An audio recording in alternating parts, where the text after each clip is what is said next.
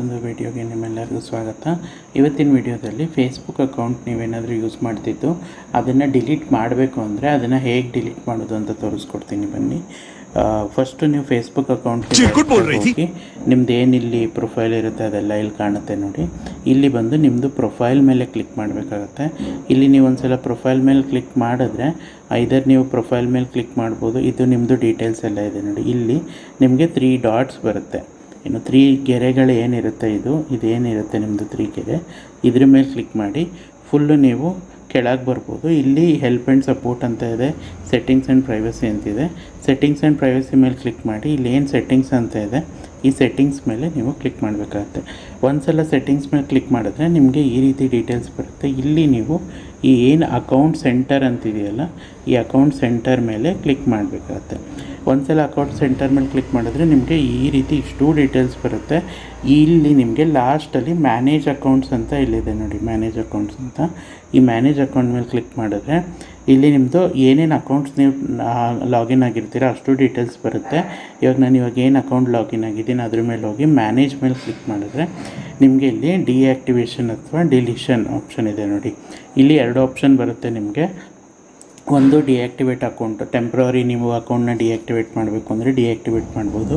ಇಲ್ಲ ಅಂದರೆ delete account ಇದ್ದರೆ ಡಿಲೀಟ್ ಅಕೌಂಟ್ ಮೇಲೆ ಕ್ಲಿಕ್ ಮಾಡ್ಬೋದು. ಇದು ಪರ್ಮನೆಂಟಾಗಿ ಡಿಲೀಟ್ ಮಾಡುತ್ತೆ, ಆದರೆ ನಿಮಗೆ ಫೇಸ್ಬುಕ್ ಅವರು 30 ಡೇಸ್ ವೆಯ್ಟ್ ಟೈಮ್ ಕೊಟ್ಟಿರ್ತಾರೆ. ಇಫ್ ಇನ್ ಕೇಸ್ ನೀವು ಇವಾಗ ಡಿಲೀಟ್ ಅಕೌಂಟ್ ಮೇಲೆ ಕ್ಲಿಕ್ ಮಾಡಿ ಡಿಲೀಟ್ ಸಬ್ಮಿಟ್ ಮಾಡಿದ್ಮೇಲೆ ನೀವೇನಾದರೂ ಇಲ್ಲ ನಾನು ಡಿಲೀಟ್ ಮಾಡಬಾರ್ದಿತ್ತು ಅಂದರೆ ನೀವು ಸುಮ್ಮನೆ ಜಸ್ಟ್ ಫೇಸ್ಬುಕ್ಕಿಗೆ ಹೋಗಿ ಲಾಗಿನ್ ಆದರೆ ನಿಮ್ಮದು ಡೀಟೇಲ್ಸ್ ಕೊಟ್ಟು ಡಿಲೀಟ್ ಅಕೌಂಟ್ ವ್ಯಾನಿಷ್ ಆಗುತ್ತೆ. ಸೊ ಆ ರೀತಿ ಬರುತ್ತೆ. ಇವಾಗ ಕಂಟಿನ್ಯೂ ಕೊಟ್ಟರೆ ನಿಮಗೆ ರೀಸನ್ ಕೇಳುತ್ತೆ. I just need a break, hack ಆಗಿದೆಯಾ ಅಥವಾ ಫೇಸು ಡೋಂಟ್ ಸೇಫ್ ಆನ್ ದಿಸ್, ಏನು ಇಶ್ಯೂ ಇದೆ ಆ ಡೀಟೇಲ್ಸ್ನ ಹಾಕಿ ನಾನು I longer find Facebook useful ಅಂತ ಹಾಕಿ ಕಂಟಿನ್ಯೂ ಕೊಡ್ತೀನಿ. ಕಂಟಿನ್ಯೂ ಕೊಟ್ಟ ಮೇಲೆ ನಿಮಗೆ ಇಲ್ಲಿ ಡೀಟೇಲ್ಸ್ ಬರುತ್ತೆ.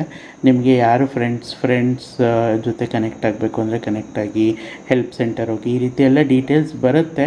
ಬಟ್ ನೀವು ಇಲ್ಲ ಪರ್ಮನೆಂಟಾಗಿ ಡಿಲೀಟ್ ಮಾಡಲೇಬೇಕು ಅಂದರೆ ಕಂಟಿನ್ಯೂ ಮೇಲೆ ಕ್ಲಿಕ್ ಮಾಡಿ.